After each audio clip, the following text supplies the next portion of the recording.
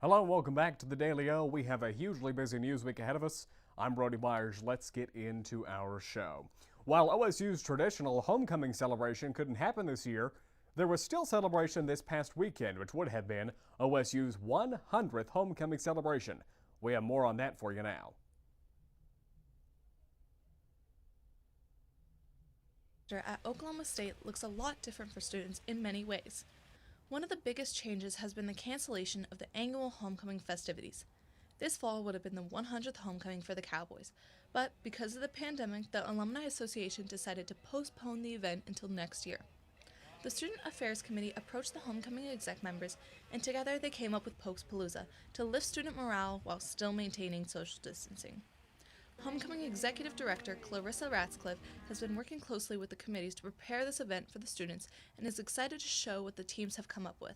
It's been an honor to lead the executives and see how they've just completely transitioned, because it's obviously something unprecedented and something that's never been done before.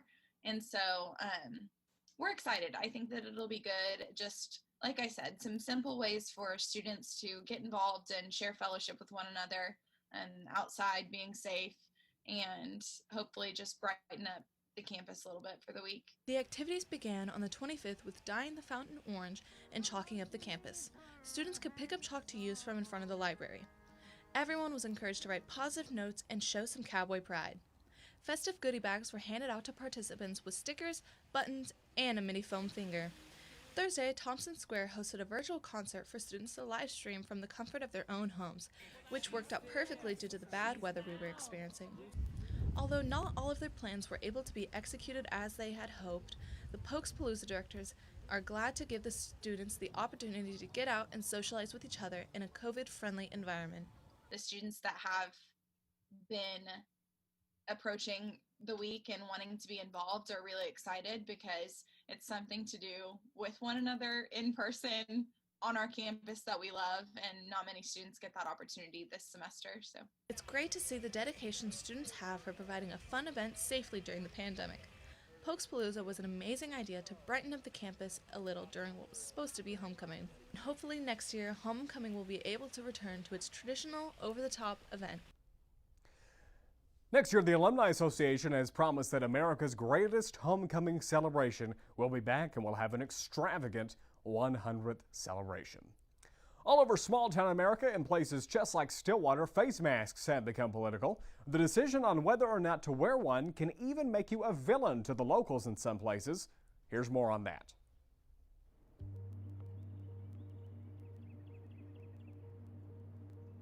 I think there's a stigma to wearing a mask. I know I've talked to people and I've heard them say, well, I want to wear a mask, but I'm afraid people will judge me and think I'm weird or a sheep. Is that the word they use, is sheep? Yeah. That's what I've been called. I feel like I'm pretty hated right now. Michelle Walker has become an unlikely villain in this remote part of Missouri. She runs the Carter County Health Center, which wasn't a controversial job until COVID. She says many residents resent her team's efforts to control a virus they don't believe can be controlled. At first, they were very scared and very aware, but recently, they're bored with it. Everybody's tired of it. In my opinion, a lot of people don't think of the severity of the illness or even the reality of the illness. They think just it's affecting their everyday life. COVID kind of took normal, everyday country living. COVID is spiking in rural America, including here in the Ozarks. Walker says Carter County's positivity rate has risen to 30% in the last week, and their cases went from 40 in August to about 200 now. That's a lot in a county with just 6,000 people, no hospital, and 2 ambulances. This is currently where we're housing all of the county's PPE. Everyone knows everyone here. They know who's in quarantine and who wears masks. There's a lot of shame. A lot of the reason why we're seeing cases rise now is because people don't want to get tested, because they don't want to affect people's lives, and they don't want to risk their aunt, uncle, niece, or their ball team getting quarantined. We talked to the people at the health department. They feel like now they're kind of hated in town. They are. Why? We're really fortunate to have them there until they start telling people how to live their lives. To be perfectly honest with you, if I walk through town wearing a mask, there'll be somebody call me a hippie for wearing a mask. When COVID first hit, Brian Keithley and his family stockpiled goods and stayed home for weeks. Now he says he's over it and that it's gotten too political. We sit in the coffee shop and watch people walk in the door. We look at a mask and we all look at each other and we go, Democrat. Republicans are free thinkers. It's a political virus for the most part. Who and made it's it political? the government. Who's in charge of the government? Would you like to put all this off on Trump? No, And he should have been a wouldn't. leader, and he should have got up in the front of the podium and said, everyone wear their masks. It's a really good mask. It's a really, really good mask. We have the greatest masks ever. Nobody cares what Trump has to say. There's no politician, there's no person of authority of any kind that can issue any kind of order that's going to make people abide by this. Do you wear a mask? I'm not a Democrat. Yeah. See there? I told you it was a political situation. I don't know what it would take for people to take it more seriously. And I'm just really tired of people insinuating that it's about politics when it's really about people's health. For the most part, people are revolting against it, and revolting to the point that they're maybe causing a little damage. But does that make you a bad human when you finally just give in and realize it's here to stay? I can't help everybody, and I can't keep everyone safe. And I know that there's a chance that I may get it, and it's a calculated risk. I guess if I get it and it kills me, then it's slow walking and sad singing for the family. What would you put on your tombstone? Didn't wear a mask. Ellie Reeve, CNN, Van Buren, Missouri. Keep in mind that masks are still required in Stillwater, so if you go to vote tomorrow, make sure you got your mask on. Well, Josh is back home in Texas today to vote. Talk about democracy in action. So I'll be giving the weather report today. But if you'd like to be more informed about Stillwater's ballot, make sure to tune into our ballot breakdown special airing tonight at 6 right here on the O'Colly. So looking at the weather, Monday, that's today, a high 69, a low of 43. Tomorrow it's going to be a little hot, high of 75, a low of 49 for Election Day, staying in the mid to, I guess you could say upper 70s in the midweek with lows in the high 40s, mid 50s. Sunday it's going to be pretty mild, 71, low of 58, 30% chance of showers on Sunday.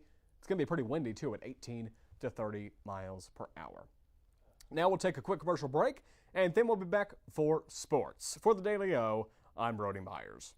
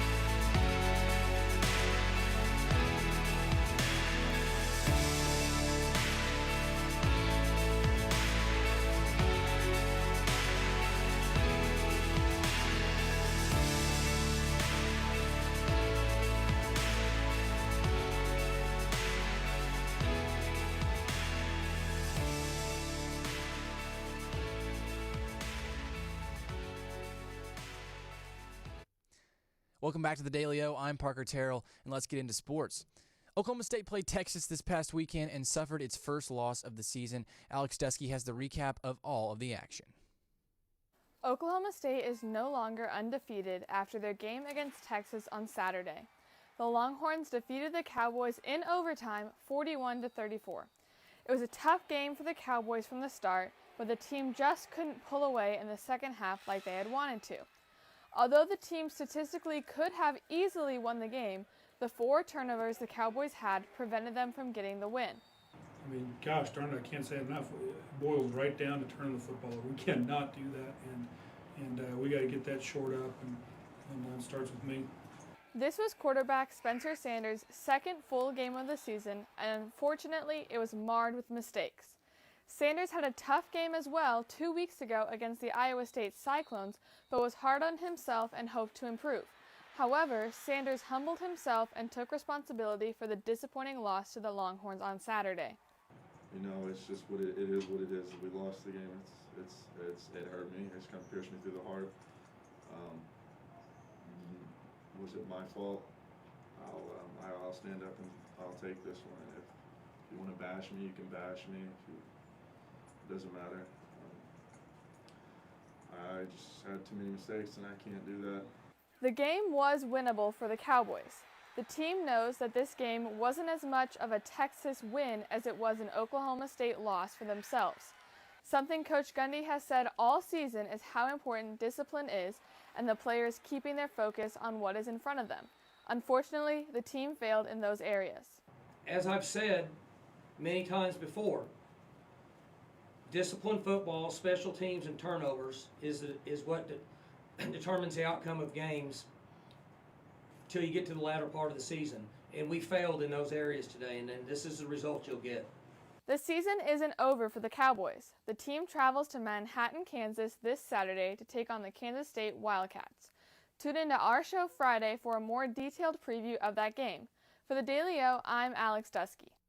Thanks, Alex. The Cowboys lost to an unranked team, and that hurt their ranking spot. They went from 6th to 14th in the rankings. OSU will have a chance to bounce back next week as they face newly unranked Kansas State. The Oklahoma State women's soccer team played their last home game at Neil Patterson Stadium in 2020. The Cowgirls sent the fans home happy after a dominating 2-1 win against Texas Tech. Olivia Dow scored the game winner in the first overtime, pushing the reigning Big 12 champs record to 5-2-1. The season has gone pretty well for the Cowgirls, but unfortunately, their hopes at back-to-back titles are over, with TCU in firm control of the top spot. The Cowgirls surrendered an early goal to Tech, putting them down, but OSU was in control the rest of the game, eventually tying the game on a Rebecca George goal. The second half was much of the same, but the Texas Tech defense was stubborn and forced the game into OT. Dow finally broke the deadlocked score with less than a minute left, giving the Pokes the win. The Cowgirls tied a score record after taking 19 corner kicks in the game, and the goal by Dow was her second game winner in OT this year. The Cowgirl golf team has had a good start to their season. They played in the Cowgirl Classic on October 22nd and 23rd and finished third. Our own Gabby Sprang caught up with the team as they start their season. The Cowgirl golf team kicked off their first home tournament since 2018. The Cowgirls won third place with Isabel Fiaro scoring in the top 10. This was her 7th top 10 win as a Cowgirl. This tournament consisted of 2 days. Starting out, the Cowgirls came out strong despite the 35-mile-an-hour wind gusts in Stillwater. After the first day, OSU posted 303 to 300 to enter the clubhouse at 27 over 603. Texas Tech led the pack at 15 over with 1 day to play. Sophomore Isabel Fiaro had 4 birdies in the second round to make her way onto the leaderboard. She entered the final day of the Cowgirl Classic just 5 strokes behind the lead as she is tied for 6th place. Before the tournament started, Fiaro had some comments on how she thought it may go. Just knowing like where to hit, which spots. I think we're really comfortable playing here since it's our home course. But like I said, it's just another tournament, and we have to play with the same mentality, with the same expectations, and just that we have that a little advantage that we know like how the greens are rolling, how the wind's gonna blow, and which holes are better positioned than others, and so I think we can take advantage of that. Going into the third round of the tournament, OSU stands in third place with 18 holes to go. As a team, the Cowgirls shot 35 over 296 with an 899 on the tournament, just behind Baylor Bears with 891 and Texas Tech with 892. In the individual title, OSU's Isabel Fiaro finished in a tie for third place after a final round of 74. The All-American finished even with 11 birdies and a 4.67 average on par 5 holes. Cowgirl fans obviously love to watch her play, but let's see what head coach, Coach Robertson, has to say. She's just naturally talented. There's really not a weakness in any part of her game. but she, she drives the ball extremely well, and she's got plenty of length, and so her ball striking is as good as really you'll see in college golf. And The Cowgirls are set to play this Sunday at the Kissing Tree Invitational in San Marcos, Texas. Thanks, Gabby. The team was back in action yesterday at the Kissing Tree Invitational and are finishing up today. Moving to the NFL, things got heated yesterday as a fight broke out during the Bears and Saints game. Bears receiver Javon Wims threw a punch at Saints cornerback C.J. Gardner-Johnson, sparking a brawl between the teams. The altercation happened after Gardner-Johnson was caught on camera ripping out Wims' mouthpiece and jabbing another Bears receiver in the face on previous plays. Wims ran up and ripped his chain, and the brawl was underway. This is not the first time Gardner-Johnson has been in a fight this year, as he and fellow teammate Michael Thomas fought during practice. Thomas punched his teammate and was benched. Thomas has yet to see the field since. Both coaches were disappointed, with Bears head coach Matt Nagy calling the punch unacceptable. The NFL trade deadline is tomorrow, and lots of teams are moving quickly to get the players they need. The new rule for trades is that players must go through new COVID-19 guidelines, which include quarantine and multiple tests before they can play. Jets linebacker Avery Williamson was traded to the Steelers to replace Devin Bush, who is out for the season. Charger cornerback Tesman King has been shipped to the Titans. Saints have acquired 49ers linebacker Quan Alexander, and Carlos Dunlap, defensive end for the Bengals formerly, is now a member of the Seattle Seahawks. Tune in Friday as we break down more trades happening this week. All right, thanks for tuning into our show today. Make sure you're keeping up with our social media at the DailyO_TV. And also make sure to watch our ballot breakdown election special at 6 o'clock tonight. You can watch the election special in the Daily O on YouTube, Amazon Fire Stick, Apple TV, Roku, and on Suddenlink, channel 112. Have a great night, and don't forget to go out and vote tomorrow. For the Daily O, I'm Parker Terrell.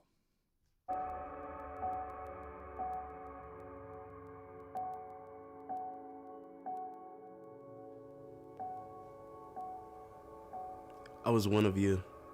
I was one of you. I didn't know myself. I didn't know the truth. I felt uninformed but still wanted to move. The information was there, but not really for you. It's a whole lot of problems right now. Being black in America is the world right now. This issue is plain. Things haven't changed. Marching, voting, legislation, the neighborhoods are still poor. Minimum wage is still $7.35. Generational wealth stolen since the chains broke apart. Y'all had mansions, but we were still negotiating how to pick our own names. We worked so hard to barely stay alive. COVID really locked our eyes. While big business gets billions of relief, they demonize the $600 we get to keep, which is really saying the citizens of this country are worth less. It's subconscious for us to vote less. Social segregation is calculated, making us engage less. It's ageless. They're asking me the thoughts in their heads. Being black in America, segregation separated our stories. It's not glamorous. It's Breonna Taylor glory. Laying in your bed fast asleep. Boys in blue blast in to take away your dreams. Black women are still the most undervalued member of society. My mother's black. My sister's black. My niece is black. They need more out of me. The biggest stars of black America stood up and spoke her name. Still, they found no blame. Just a sentiment to relinquish the burden of shame. The politics on both sides don't value us, but please vote for Joe. We are the outsiders, the fuel to their conservative notes. Agitators, rioters, thugs. It's used as othering language to separate us further from our instated humanity. So when cops plow us with cars in the street, you can have a rebuttal to defend the police. Being black has been controversial ever since time began. Adam and Eve, they've been trying to kill us ever since we parted the seas. Jesus, they've been afraid of what's in my genes. Dandelions blooming in concrete. They just can't believe 500 years of limited progression, and we still haven't ceased. So give them hell. In the boardroom where you're the only black, speak that truth. Whatever is in your burning gut, our God-given discernment. Bellow loud if injustice is ever in your presence. Because if I'ma die, I'll be damned if I'm a bystander. And if you're white and an ally, no sorry, it's a new standard. Don't just be BLM with me. Speak that same truth if you're the only white person that carries in the boardroom or fraternity meeting, the dinner table, your public socials too. F private, get alignment. No longer sit quiet because I'm hurting. I don't say it quickly, so I don't drown in the whispers. So I don't drown in all the names, all the stories, all the yous that could have been me. But it wasn't me. What does that mean? Terrence Crutcher was my cousin shot dead by the police. 2016, his kids in the back seat. Justin Tulsa a city over. The anniversary was last week. I'm done being meek. The perseverance is me. The black that courses through is a new era. So let's create what we need.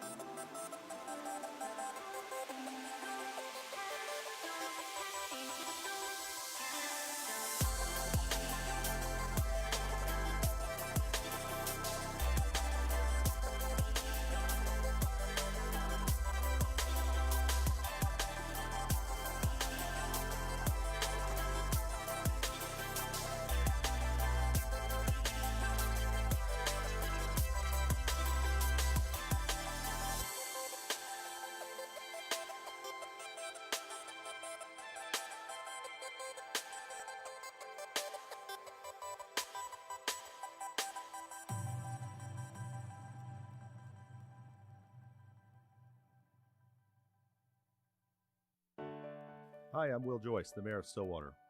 As Mayor, it's my responsibility to help develop plans for a variety of resident needs, including roads, emergency services, and utilities. Some of those services are paid for with federal money that the government distributes to states and communities based on Census Bureau data.